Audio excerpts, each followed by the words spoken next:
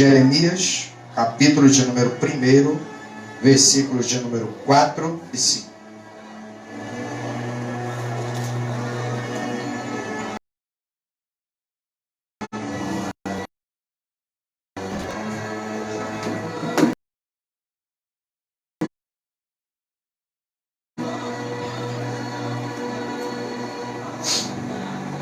Do profeta Jeremias, capítulo de número 1, versículo de número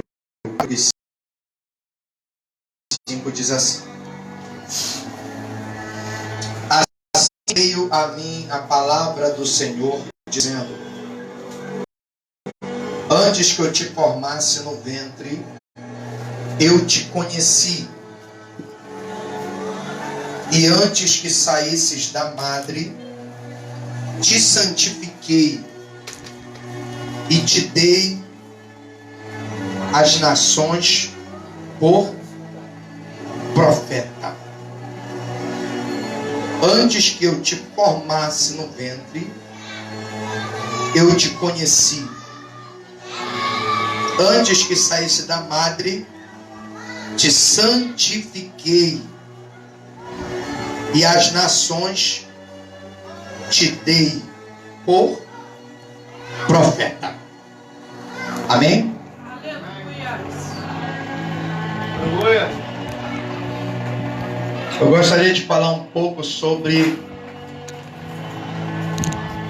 os princípios que constituem o ministério de um verdadeiro profeta. Amém? Você pode tomar seu assento, louvando o nome do Senhor. Glória a Deus. Amados, quando nós lemos o livro do profeta Jeremias, foi um livro escrito durante um período específico na história de Israel, na história do Reino do Sul, sendo que as 10 tribos já haviam entrado no cativeiro assírio em torno de 722 a.C. e já havia sido disperso entre as nações. Aqui nós estamos falando do Reino do Sul, compreendido por Judá e Benjamim. Reino do Sul conhecido também no total como Reino de Judá. E quando nós consultamos o versículo de número 3, o próprio Jeremias nos dá uma posição exata do período em que o seu ministério ele foi exercido no reino de Judá. Foram durante os reinos de Josias, filho de Amon, até o período do reinado de Zedequias, que era irmão de Josias. Então entendemos que foi um ministério exercido nos últimos dias de Judá como reino, antes até o período em que Judá, conforme a profecia não só de Jeremias, mas de todos os profetas dos seus dias, e profetas anteriores também, profetizaram que certamente o Reino do Sul, pela sua negligência, por não se ater ao exemplo do Reino do Norte, que entrou no cativeiro assírio por conta da sua idolatria e rebeldia contra Deus, Judá inevitavelmente e irremediavelmente entraria também no cativeiro babilônico. Mas não é precisamente sobre isso que eu queria falar. Isso aí é só o contexto histórico para entendermos com compreensão o período que abrangeu o ministério deste homem de Deus chamado Jeremias. Primeiramente, a palavra de Deus, aleluia, vai dizer que Jeremias, ele não era profeta. Jeremias, ele é oriundo de uma aldeia chamada Anatote. E essa aldeia era uma aldeia sacerdotal, da onde só vinham pessoas para serem treinados como sacerdotes, para servirem na casa de Deus. Então era completamente um lugar que só saía pessoas com uma finalidade: servir ao Senhor na casa de Deus. Então era um lugar de pessoas que conheciam a palavra. Era um lugar de pessoas que tinham uma familiaridade com a lei de Deus. Porque lá em Malaquias 2,7 diz que os lábios do sacerdote guardarão a ciência e da sua boca buscarão a lei, porque ele é o mensageiro do Senhor dos Exércitos. Era uma obrigação primordial de um sacerdote, e não somente de um sacerdote, mas todo judeu nato tinha por obrigação conhecer a lei de Deus, para que pudesse servi-lo e corresponder à sua vocação na presença de Deus. E a palavra de Deus diz que justamente Jeremias, ele era filho de um sacerdote que já servia a Deus na casa do Senhor, no templo construído por Salomão, cujo nome era Ilquias. E nos dias de Josias, filho de Amon, rei de Judá, que foi o último rei crente que Judá teve na sua história, foi o período que Deus escolhe para se revelar a Jeremias, quando ainda estava se estruturando para servir a Deus como sacerdote na casa do Senhor. A palavra de Deus diz que nesse período Jeremias ainda era criança. E foi nessa fase que Deus ele se revela a Jeremias, dando a Jeremias entender que a sua existência ela teve um propósito objetivo. Tem gente que Deus cria para um propósito. Eu tenho certeza que você que está aqui nessa noite não foi gerado por obra do acaso. Aleluia, Deus, é verdade. Eu tenho certeza que você que está aqui nessa noite não foi gerado por um acidente. Aleluia. Você foi gerado com um propósito. É por isso que Deus está permitindo você passar por um processo. Processo esse que começa desde o dia da tua concepção. Porque o processo não começa no nascimento não, irmão. O processo já começa na concepção. Lembra de Davi quando fala do Salmo 139, que é o salmo que expressa a onipresença e a onisciência e a onipotência de Deus?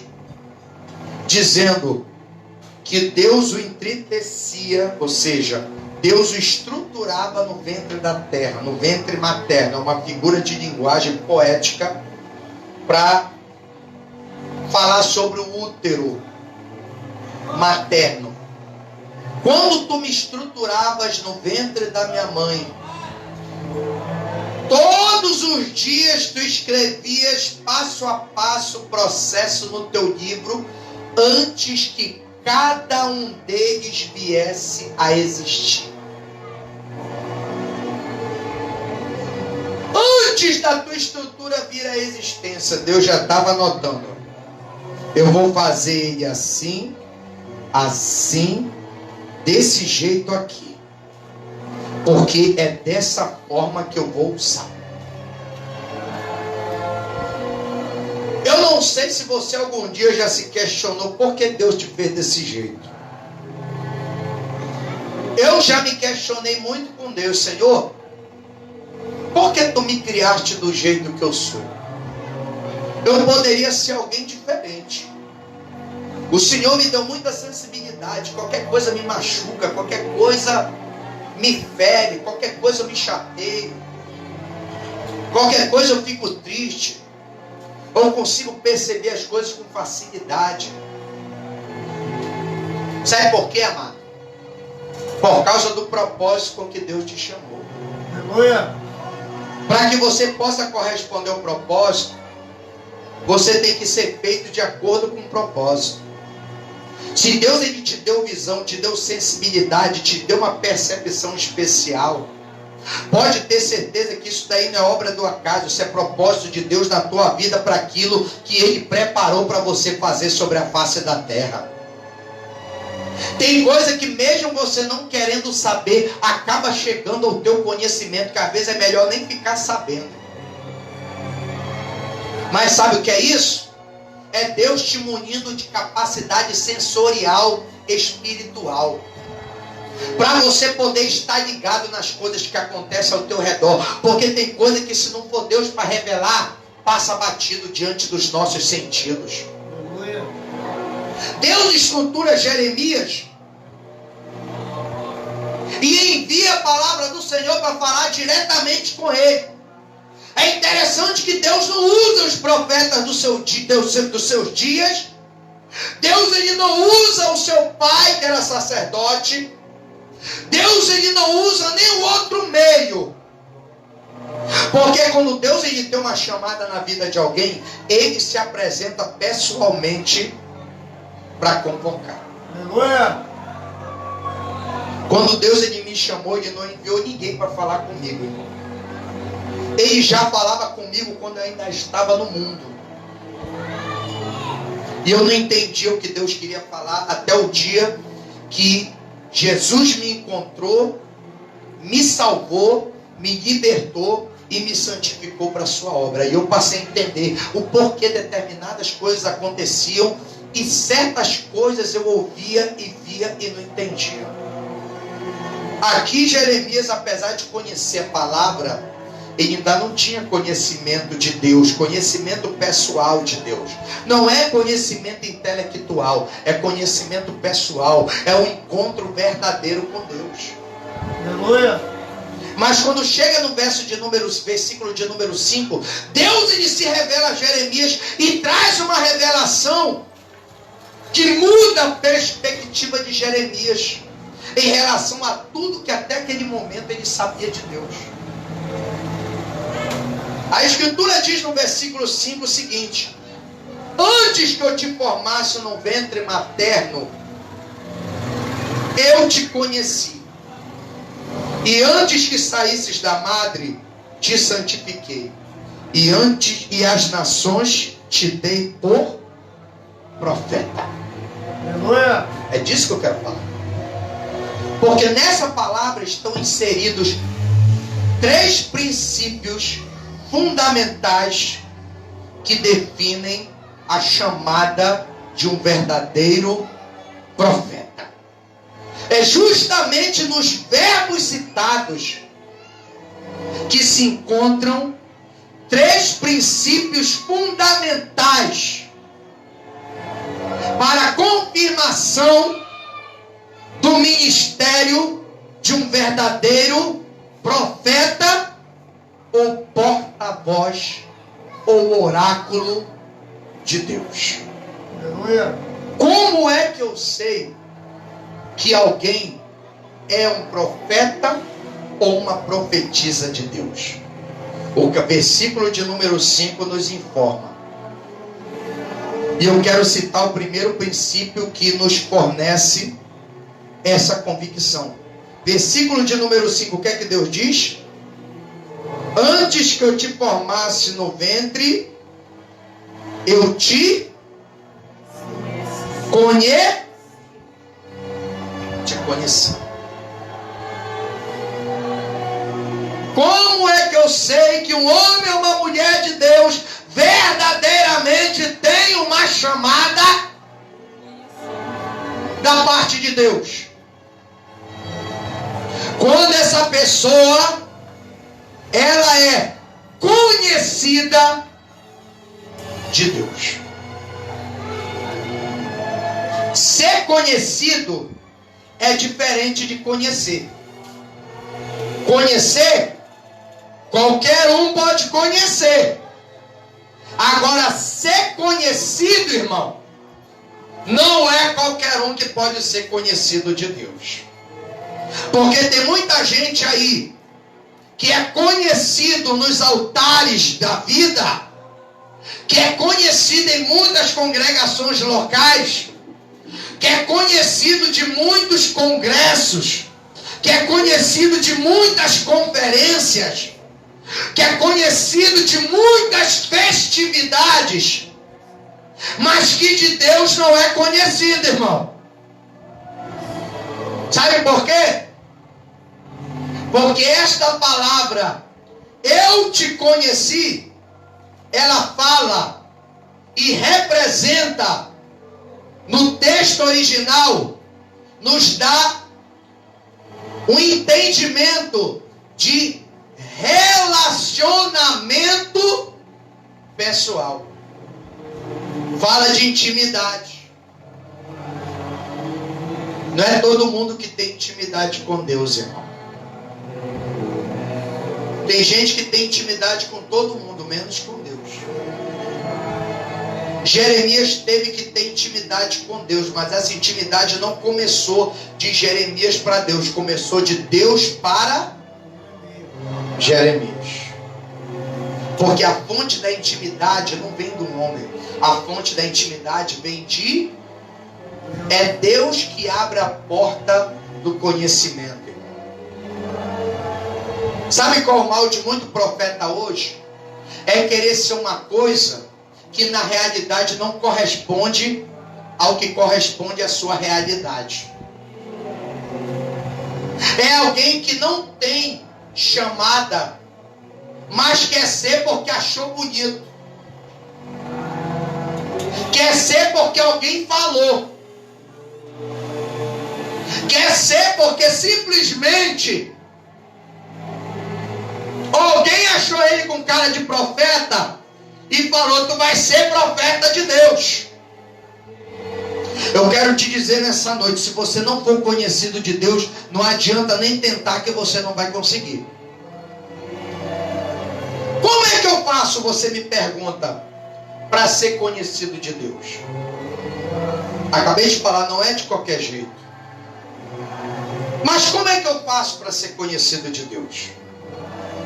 Você quer aprender a ser conhecido de Deus? Para que o teu ministério tenha o real reconhecimento? Mateus capítulo de número 7, versículo de número... É a primeira referência. Mateus capítulo de número 7. Isso é para quem quer ser conhecido de Deus. Mateus capítulo de número 7, versículo de número 21, até o versículo de número 23. Aí você vai saber quem tem chamada daquele que não tem. Para ter chamada de Deus tem que ser conhecido de Deus. Mateus capítulo de número 7, versículo 21 ao 23 diz assim: nem todo, já está falando, não é de qualquer maneira, não é de qualquer jeito, nem todo o que me diz Senhor, Senhor, entrará no reino dos céus, mas aquele que faz o quê? A vontade de Deus, do meu Pai. Está falando de intimidade de filho para com o pai. É aquele que obedece. É aquele que ao invés de dificultar, facilita. É aquele que passa tempo com Deus, mas não é para fazer oração contrária. Não é para agorar a vida dos outros. Não é para colocar diante de Deus que Deus venha matar, que Deus venha destruir, mas que Deus venha fazer uma obra de salvação, de restauração, porque o ministério profético, ele compreende 3 propósitos: edificação, Reblastecalabastudecai. Exortação e consolação. Aleluia. O propósito da profecia é esse: edificação, exortação e consolação. Profeta que jura maldição não é profeta de Deus, não tem chamada de Deus, está apagado, está fora. Mas aquele que faz a vontade de meu Pai que está onde? Nos céus. Profeta que só busca a coisa da terra não está ligado no céu, não tem intimidade com o Pai. O seu ministério não é autêntico. Faz a vontade do meu Pai que está nos céus. Gente que só pensa na terra, irmão, está desviada e não sabe. Meu Deus. E o que é que tem na terra? Prostituição, lascívia, idolatria, mentira, roubo, engano, maledicência. Profeta que anda por esse caminho não é profeta de Deus, é mensageiro de Satanás disfarçado. Deus manda te dizer nessa noite: profeta que é profeta, ele é conhecido de Deus. Esse tipo de gente aí não é conhecido de Deus, é conhecido de todo mundo. Mas quando chegar naquele dia, Deus vai falar abertamente: eu não te conheço, tu que pratica a iniquidade. Aleluia, glória a Deus. Sabe por quê, irmão? Deus só conhece quem está com ele.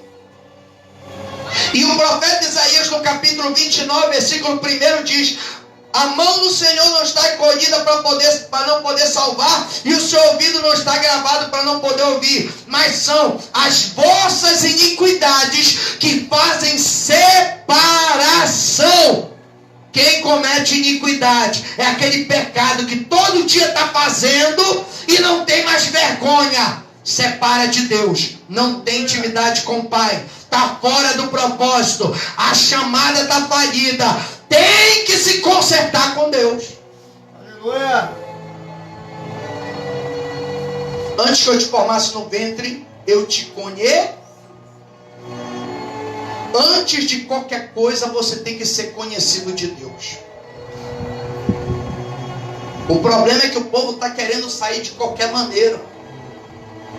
Não se prepara, não se estrutura, não se consagra, não estuda, não aprende como é que faz. Jeremias começou Deus falar com ele desde criança. Você pensa que daquele dia Jeremias já saiu para falar de Deus? Não, irmão. Jeremias cresceu. O ministério de Jeremias completamente começa no ministério, no tempo do reinado do filho de Josias, após a morte de Josias, quando o tempo fecha em Judá e a idolatria começa a voltar com força e a apostasia começa a desviar muita gente da presença de Deus. Foi o tempo que Deus começou a usar Jeremias, e o primeiro grande sermão de Jeremias foi na porta da casa de Deus, no capítulo 7 do seu livro, porque quem é conhecido de Deus entende o que passa no coração de Deus, irmão. Aleluia. Gente que acha que o pecado não tem nada a ver, não é conhecido de Deus. Está desviado, não sabe. O sermão do templo quase fez com que Jeremias perdesse a vida, porque o povo, em vez de ouvir a palavra de Deus, se revoltaram, porque é assim que acontece com um crente que está desviado dentro da casa de Deus. Muitos profetas por aí que não tem pastor, que não tem autoridade espiritual, que não tem, aleluia, uma cobertura pastoral, você não sabe nem de que igreja é o indivíduo.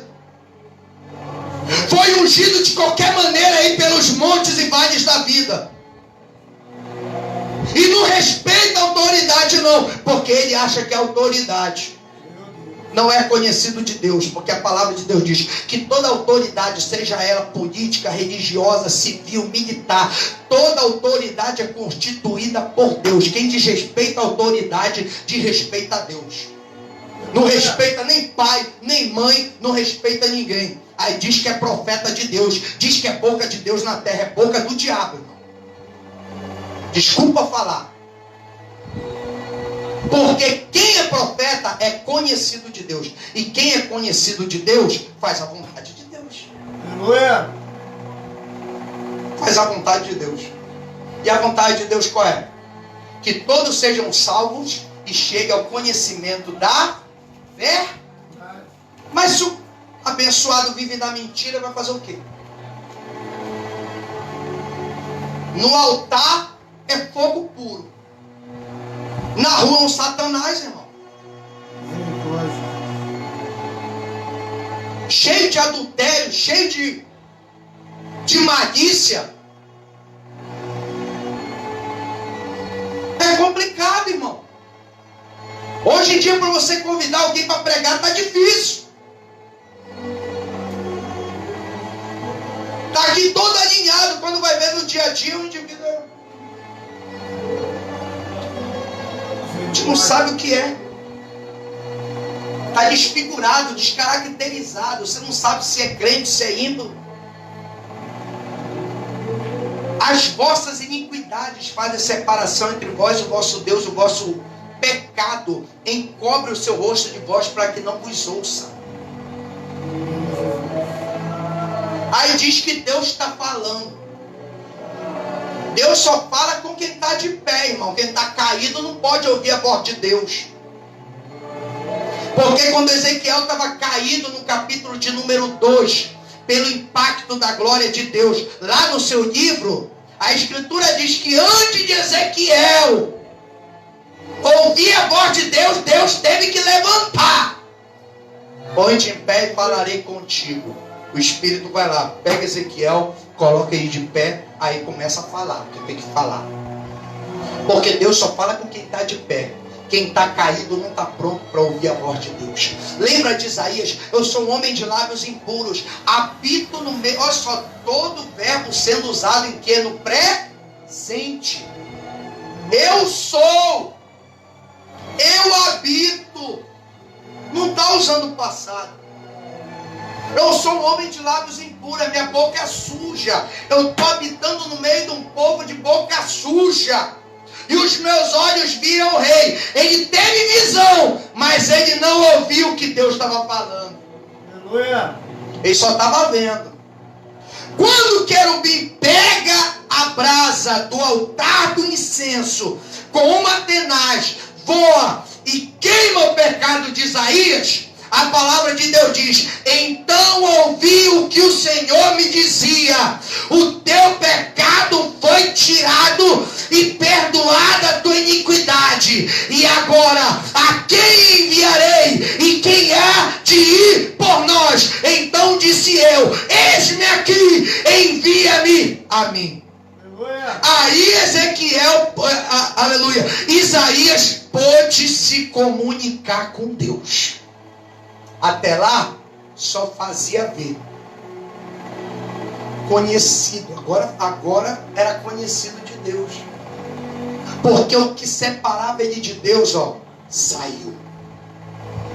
Mas para sair, teve que colocar para fora. Esse é o mal de muita gente hoje. Pecado debaixo do tapete. Parece o pecado de Acã. Deus manda: não toca nisso, não pega aquilo. Ele vai e coloca embaixo do tapete, mas não tem jeito. Deus vai lá, guia Josué e coloca ele, aleluia, lá onde que está acontecendo o negócio.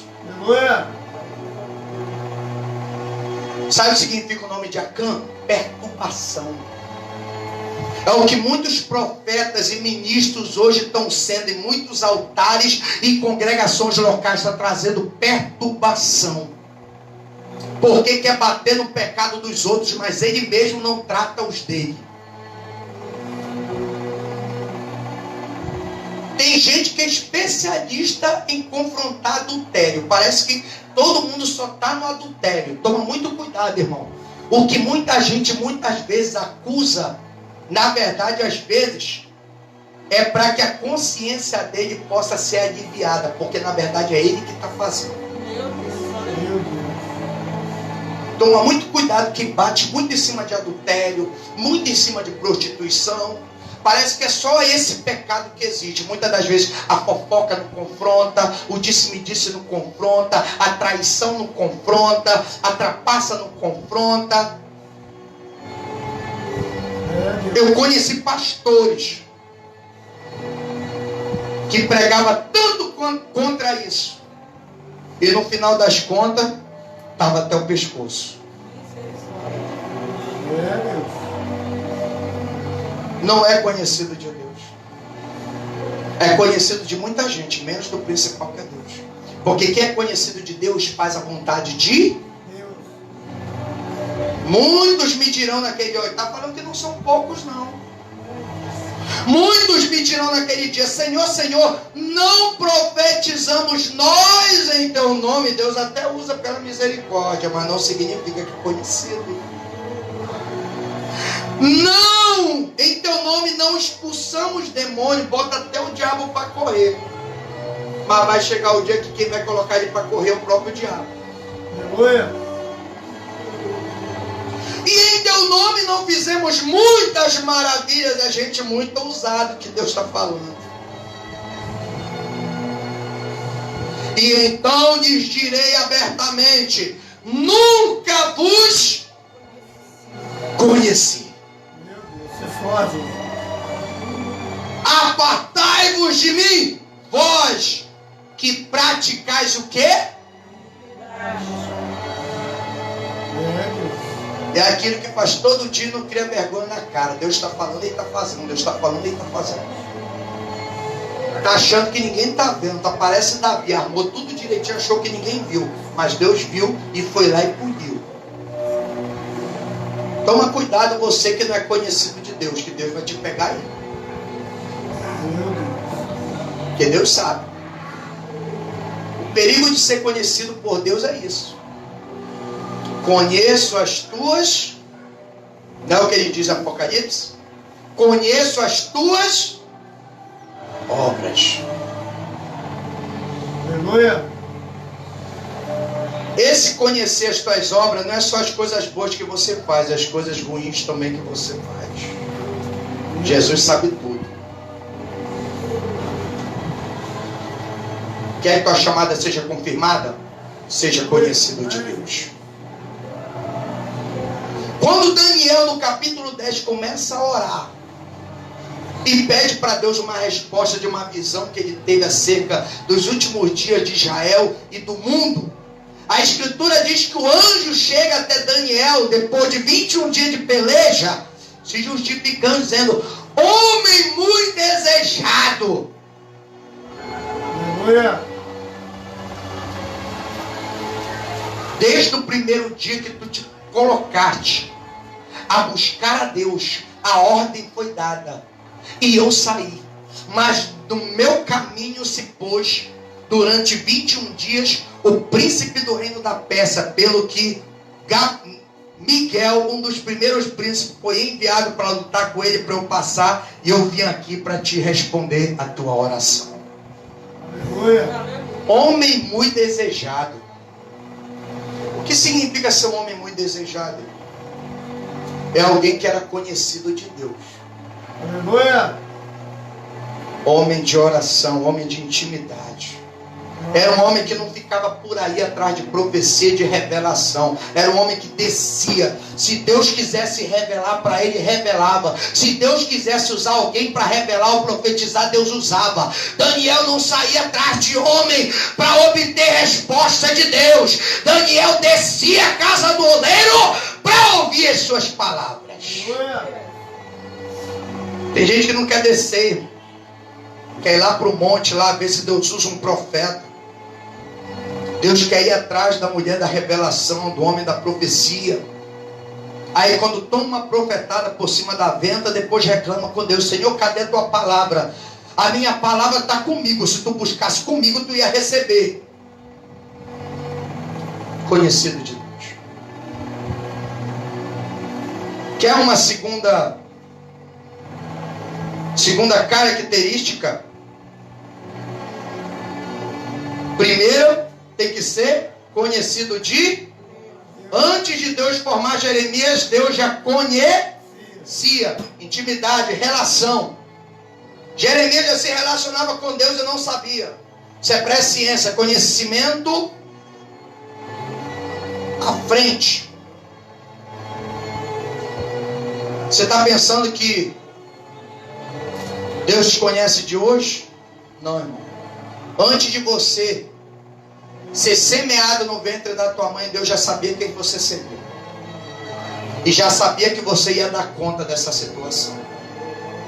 Conhecido. Quem é conhecido tem uma marca. Ele faz a vontade do Pai. Está nos. Ele não procura nada da terra. A preocupação dele é Pai. Porque aqui vai acabar. E a nossa vida vai continuar lá, se estivermos em Cristo. Segundo, e antes que saísses da madre, te santifique. Quer saber se alguém tem um ministério autêntico ou não? Observa as suas preferências. Tem que ter o quê? Hebreus 12, 14 diz o quê? Seguir a paz com todos e a santificação, sem a qual ninguém verá o... Se você não se santificar, você não pode ver Deus. Pode ver qualquer coisa, menos Deus. Profeta que é profeta tem que ter uma vida de santificação. E santificação não é só nas vestes não, irmão. A verdadeira santificação, ela começa no caráter e reflete no exterior. Naamã procura Eliseu no capítulo 5 do 2 Reis. E com cartas, ele chega com presentes pela recomendação de uma menina de Israel, de que se ele estivesse em Samaria com o profeta de lá, certamente esta lepra já não estaria em seu corpo. Com a recomendação da menina e as cartas do rei, Neemias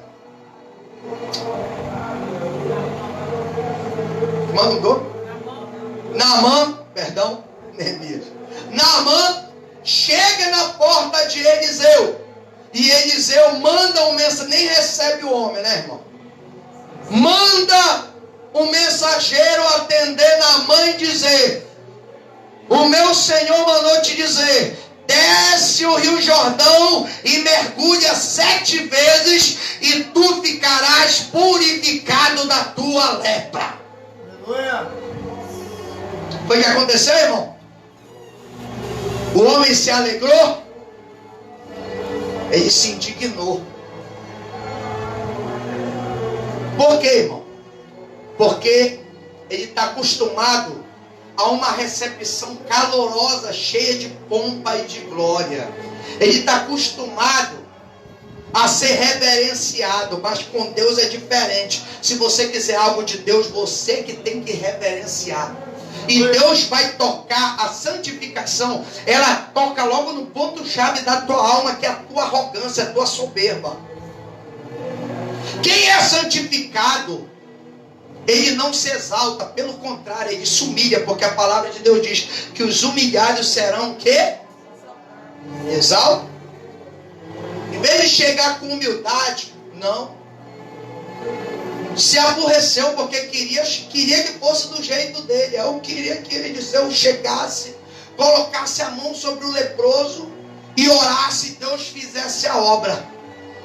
O soldado falou: meu pai, se ele mandasse você fazer uma coisa mais difícil, você não faria? Quanto mais mergulhar 7 vezes, tu vai ficar curado. Faz o que ele te mandou. A santificação, ela quebra o orgulho. É aí que começa o processo da purificação. Porque santificação é a separação do santo do profano, do santo do profano. É a separação do puro do impuro. O que na verdade estava acontecendo ali era que Naamã estava cheio de orgulho de vaidade, de soberba. Essas coisas o povo não sabe confrontar. Acha que santificação é a pessoa só mudar de veste.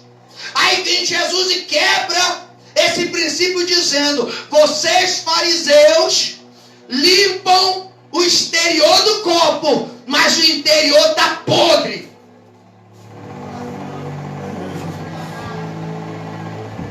É o que muita gente está fazendo nos últimos dias. Diz que é mais santo. Ele se autodeclara santo. Tá, parece a oração daquele fariseu. Eu oro 2 vezes, eu oro 3 vezes, eu jejuo 2 vezes na semana. Não sou corrupto e nem sou como aquele publicano ali. Não sou. Sou mais santo. A santificação, ela quebra o orgulho. A santificação começa dentro de você. A santificação ela é uma obra feita pelo Espírito Santo de dentro para fora.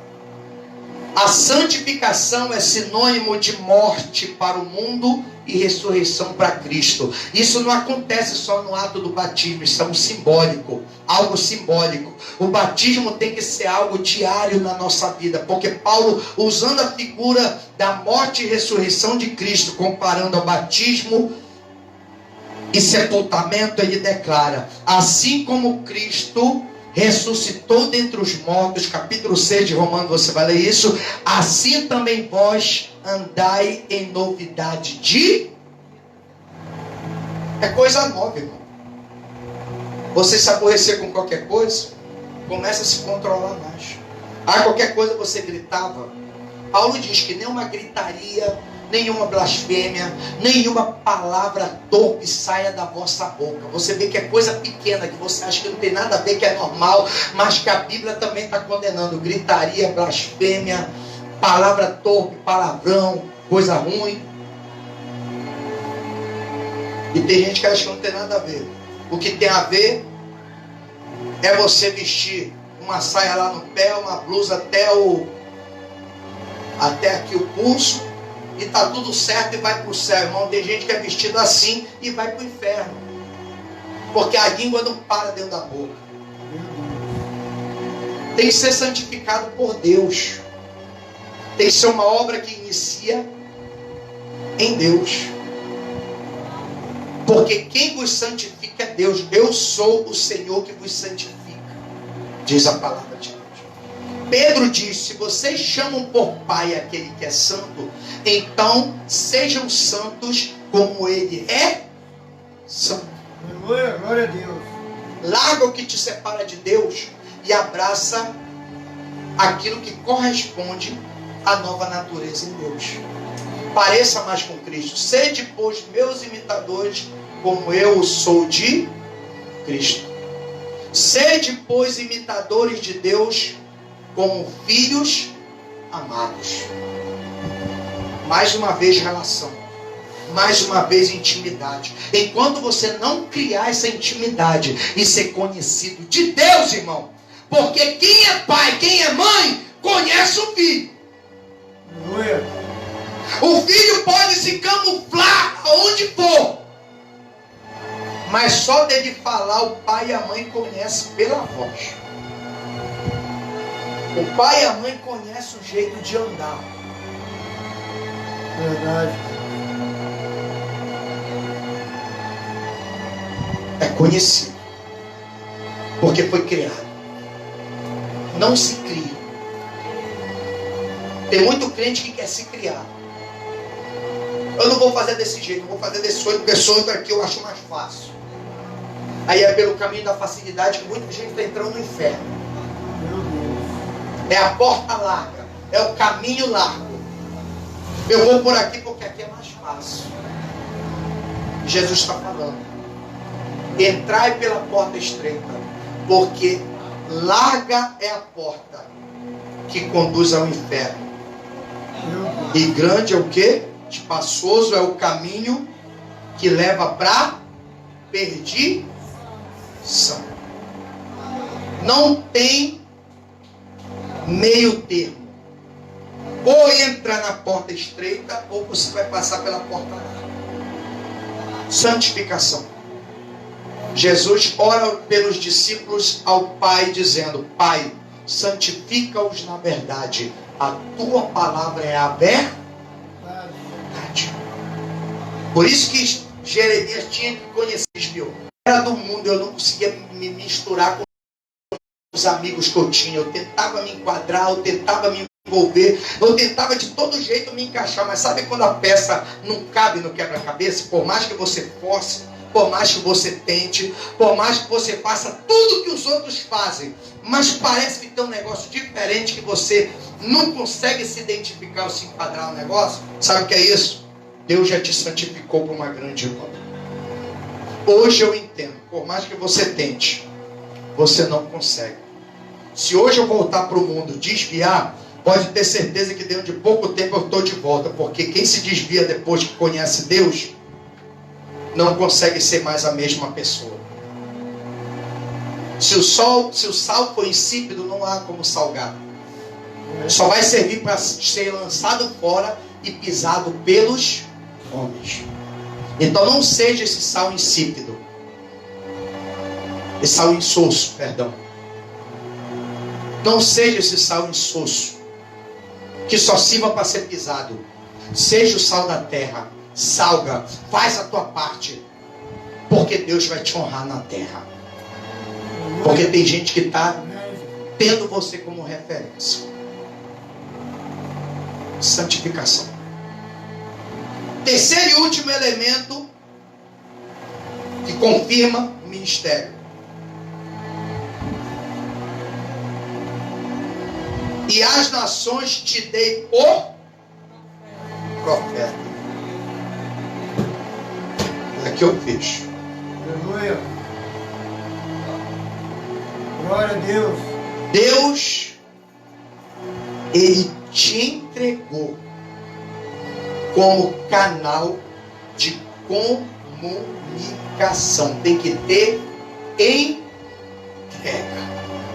Aleluia. Não adianta fazer a vontade de Deus e se santificar se não houver entrega. O que é entrega? É o que Jesus fez no Calvário. É renúncia.